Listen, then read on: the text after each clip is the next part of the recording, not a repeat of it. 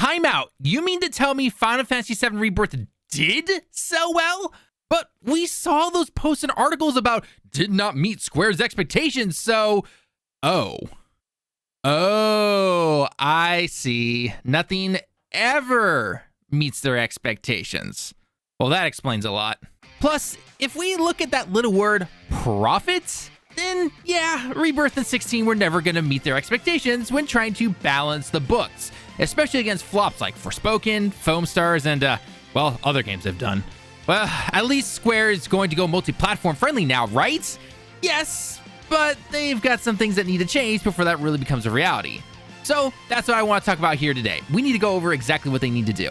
With Final Fantasy VII Remake Part 3 a couple more years away, and Kingdom Hearts 4 just who knows where, rest in peace there, this is a good opportunity for Square to really get things in order so that this multi-platform plan of theirs actually works. Because if they don't, guess what? Things are only going to get worse. So as always, leave your comments down below what you think Square needs to do going into 2025 and forward. Also, what game are you most excited for in the coming years from them? Let's go ahead and get started. Now, the first bit to discuss is what I briefly mentioned above, and that is that Yoshinori Kitase said that they are satisfied with the sales of Final Fantasy VII Rebirth. If you don't know Kitase, he is mostly known as the director of, some small games, Final Fantasy VII, Final Fantasy VIII, and heck, even Final Fantasy X. Like I said, small games. He says here, while we are satisfied that we're meeting a certain number of sales, with the current modernization state of games, we cannot be exclusive to a single platform. I think we need to be able to offer the game to as many players as we can. By the way, shout out to Genki for this Twitter link right here. So according to him, the sales actually satisfied them. It just didn't have the big profits that it wanted. As we all know when it comes to these companies, they want that profit line to be big, not small, especially when you're at this size. Plus, when you have a bunch of flops like Forspoken and Foam Stars like we talked about beforehand, compared to some successes like Final Fantasy 16 and Final Fantasy VII Rebirth, yeah, of course you're not going to be in the green. You're going to be in the black with that profit line. That's basic common knowledge. So with all of that information available to us now, it's going to be easy to transfer over to the second part of the quote, and that is that Square is getting their games into multiple platforms instead of just being on one platform. Now, when it comes to big blockbuster games, this is clearly pointed at Sony and PlayStation, having games like Final Fantasy 16 with no exclusivity. In this day and age, unless you're Nintendo, you really can't have exclusives for a long time unless money is not your main goal, which, as we know, when it comes to these big companies, that is their main goal. No way around it. So this should mean that games like Final Fantasy 17 should be on as many platforms as possible at the same time on release. Heck, maybe even some of these games can get onto the Switch too, especially if we've heard the rumors that Final Fantasy VII Remake Project is going to be on said console. However, one of Square's biggest changes that they need to make right now to make this multi-platform push is this. They need to make sure their games can be on PC ready day one. If you don't know, Square does not have the best record for PC ports. Final Fantasy 15, Final Fantasy 16, and the remake all had issues which basically required you to use mods. And while to some that's not the end of the world, there are many that play PC games that don't even know how to install mods to improve the experience. Plus, it should not be the job of the community to fix a game. Mods should be there to only add or enhance the experience. With our next PC port releasing here in 2025 with Final Fantasy VII Rebirth, we'll have to see if they've actually learned from this. My hopes aren't exactly high. The reason I even say this is because it turns out that they didn't even start the port for Rebirth until after release on the PS5 back in February of 2024. We'll know soon enough if I'm wrong, but as of right now, at the time of this recording on January 5th, it's hard to say. Speaking of which, I want to quickly sidetrack here to tell you that if you've been one of those players waiting for the PC port of Rebirth, which a lot of people have, or have ever wanted to get into the remake project that is Final Fantasy VII, aka Remake, Rebirth, and Part 3, you need to check out the Twin Pack right now over on Steam, or if you're on PlayStation, go to the PSN.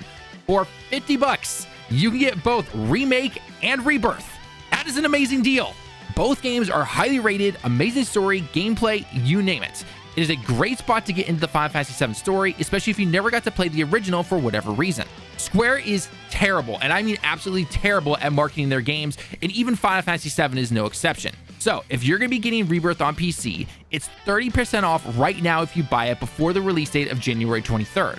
In fact, I think that deal actually does go forward a little bit after the release date, so if you want to see how the port is, then you can go ahead and do that. But just keep in mind and look at the details if you need to. I also have a huge project in regards to Final Fantasy VII coming at the end of January 2025, so make sure you sub to the channel to get notified when that drops. Anyway, back to the topic at hand here. Square and his PC port team need to be ready to have games good and at the standard of gamers on the release day as the console ports themselves. The only recent PC port in the last few years that seems to have done fairly well is the Dragon Quest HD2D remake, and that released everywhere, including the Switch. So you would hope that it would be able to release on the first day, and it would be well optimized. However, like I said beforehand, Final Fantasy XVI and Final Fantasy VII Remake and Rebirth have had their PC launches delayed from the release of the PlayStation. Now, obviously part of this is due to the exclusivity deals made with Sony and other companies. However, I will point out that Final Fantasy XVI and how that PC port was talked about for over a while, but then it kept seeming to be getting delayed, or it was just never coming for quite a while. And don't get me wrong, I'm all for teams taking their time to make a game as good as possible. But if they want to be able to capitalize on the PC market, you can't release something on consoles and then release it way later over on the PC. Heck, even Final Fantasy XV, which was a multi-platform release from the beginning, released 2 years later over on Windows. And now with the growing popularity of things like handhelds that we see with the Steam Deck and others, gamers are moving over to PC even more now, so they need to have this ready. Luckily, they have made comments about Rebirth and trying to make it Steam Deck ready and verified. We'll have to wait and see how that goes though. One last thing I will say about exclusives though is that Nintendo actually holds a lot more exclusives with Square games. It's actually really funny if you look this up. Just not the big ones. So my question is, are those Switch exclusives going to start going to other platforms as well? Or is Switch still going to hold some exclusivity, maybe in regards to some of those smaller games? We'll have to wait and see though.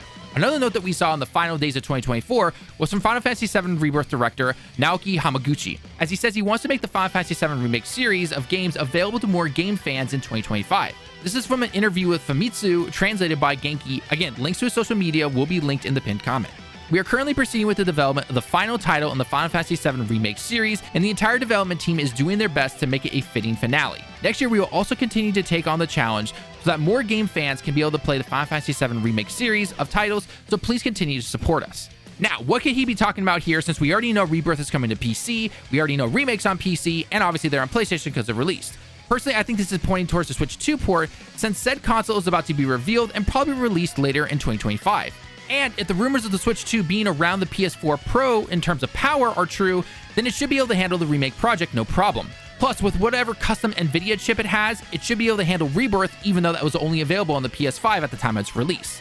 Now, when it comes to part 3 of the Remake Trilogy, I would still expect it to have some exclusivity for PS5, but for a much shorter time due to the contracts most likely laid out years ago. Like, we're talking before 2020 here. Of course, we don't know the details of the contract, and if there happens to be a clause, they could potentially release this on PC, PlayStation, and Switch 2 all at the same time. We'll just have to wait and see. This could mean big numbers for Square, which is exactly what they've been saying they want, and this would be the way to get it. I mean, if Dragon Quest II HD2D remake numbers are anything to go by in terms of its sales, this could be a big boost for the remake project to not only increase revenue, but also get more people in the Final Fantasy. It's clear the series is not the same as it was back in the late 90s and early 2000s. So how do you get more people to try out Final Fantasy? Well, for one, get a better marketing team. We've already stated that though. But also, release it everywhere you know so that you can get more sales. That being PC, PlayStation, which in the past was known as the platform for Final Fantasy, and now the Switch 2, which will be the successor to the Switch. A more powerful Switch is exactly what most people are hoping for, and if that thing can run these games, then it's only a net positive for them. Now, real quick, I do want to address that some of you may be asking why I haven't even mentioned Xbox. And to be honest, I'm not really sure Square is going to bring those big games to the platform if it can't make the money. Many think porting a game to another platform is as easy as pushing a button and that's all it does. But no, it actually takes a lot more time and resources than many think. And with Xbox basically going third-party publisher, it's hard to say what they will do. I personally think PC and Switch are the next two big steps to push alongside with PlayStation to really get those profits up and those numbers that Square is looking for. While it's easy to look at past games that potentially went to Xbox, if we look at something like Dragon Quest HD2D Remake, which went to everywhere, we already know that basically 1 million copies alone were sold in Japan only on PlayStation and Switch. So we can assume that PC and Xbox obviously had some sales, but PC definitely probably had more than the Xbox, and I would only venture to guess that the Xbox sales were basically nowhere. Could I be wrong? Absolutely. But going off of trends over the last 10 years or so, it's not likely. In the end though, with Remake Part 3 of Final Fantasy VII and the huge task of it closing out the trilogy and the retelling of the story, Square is going to want sales to be as high as possible. And to do that, they need to make sure that the Switch 2 and PC port are ready to go day one next to PlayStation if they can via their contracts. If they can't, then it needs to be up as soon as possible. According to the trailers that we saw up to release, Rebirth only had 3 months of exclusivity, but then all of a sudden it took them a year to get the PC port out. This cannot happen. If Remake Part 3 can be day one on all these platforms, then it needs to be able to do that. Final Fantasy 17, same thing. Same day, everywhere, no ifs or buts about it. If Capcom could do it, Square, it's time to step up and do it. Oh, and like I've stated before, because I have to say it again, get a new marketing team. You guys have the games, you have the talent there, Now it's time to get those ports and the proper marketing to get the best returns that you require. This means making sure that your trailers actually show off what the game is going to be known for and the actual good parts. I'm not saying to spoil the games, but you need to make sure that your trailers are there and ready to go. Now I'm going to turn it over to you. What do you think? Do you think Square can make their multi-platform push a reality? Will their big games like Final Fantasy VII and Remake Trilogy work on the Switch too? Time will only tell. I really hope it will. Until then, we'll have to keep an eye on everything that Square is doing. And if you want to keep up to date on everything from Square Enix and Final Fantasy, then go ahead and hit that like button and sub to the channel to get notified.